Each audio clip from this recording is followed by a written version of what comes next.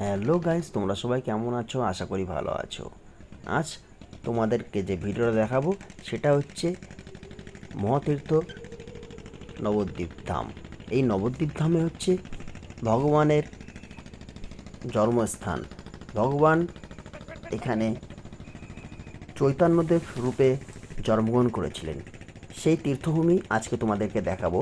তার সাথে দেখাবো আরও 8টা মন্দির, যেখানে অনেক নামি দামি মহাপুরুষ এবং চৈতন্যদেবের মা, চৈতন্যদেবের স্মৃতি সমস্ত কিছু জড়িয়ে রয়েছে। তো সেই সমস্ত ধর্মস্থানগুলো আজকে তোমাদেরকে দেখাবো। আমরা চলে এসেছি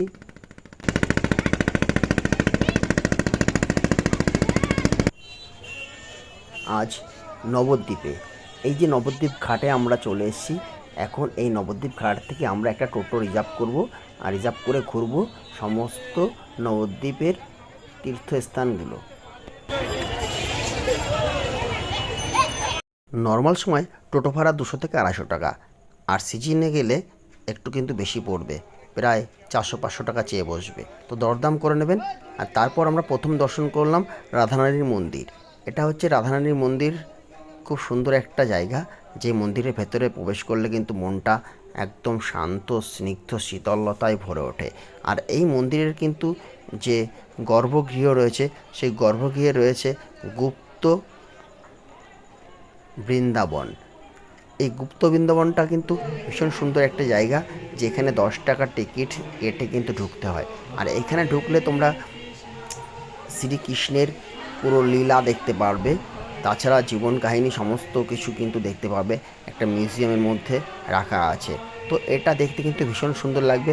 ছোট বড় প্রত্যেকেই কিন্তু এখানে ঢুকতে পারবে। আর এখানকার কিন্তু মনোরম লাইটিং দৃশ্য যেটা আছে, খুব ভালো লাগবে। তো বলবো, তোমরা কিন্তু রাধারানী মন্দিরে ঢুকলে অবশ্যই কিন্তু এটা দেখে আসবে, এটা কিন্তু মিস করবে না।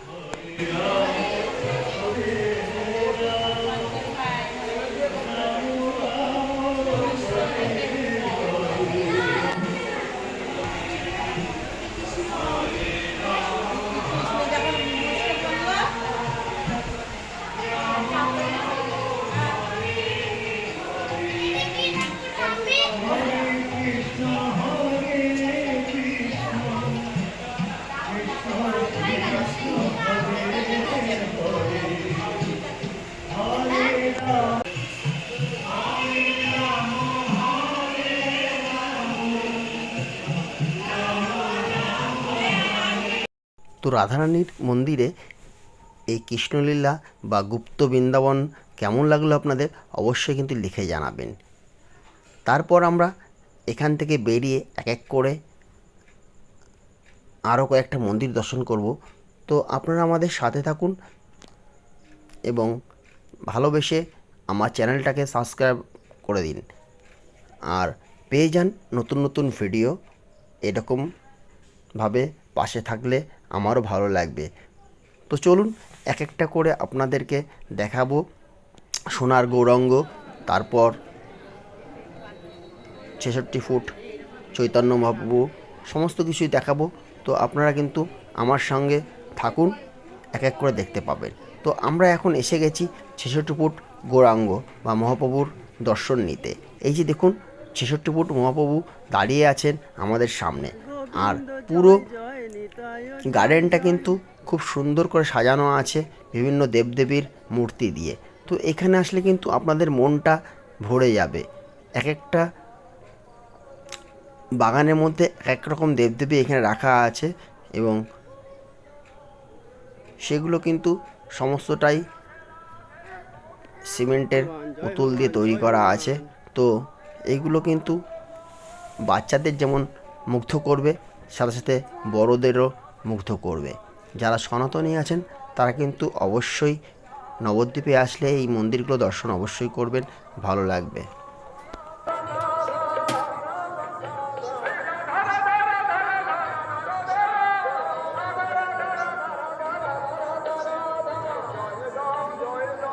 নবদ্বীপে আসলে কিন্তু আপনারা মন্দির দেখে শেষ করতে পারবেন না। অজস্র মন্দির, হাজার হাজার মন্দির কিন্তু এই নবদ্বীপে আছে। তাই নবদ্বীপকে মন্দিরের শহরও বলা হয়। আমরা কিন্তু এক একটা মন্দির দর্শন করব আর আপনাদেরকে জানিয়ে দেবো কোন মন্দিরটার নাম কি। আর সবশেষে দেখাবো পোড়ামাতলা কালী মায়ের মন্দির।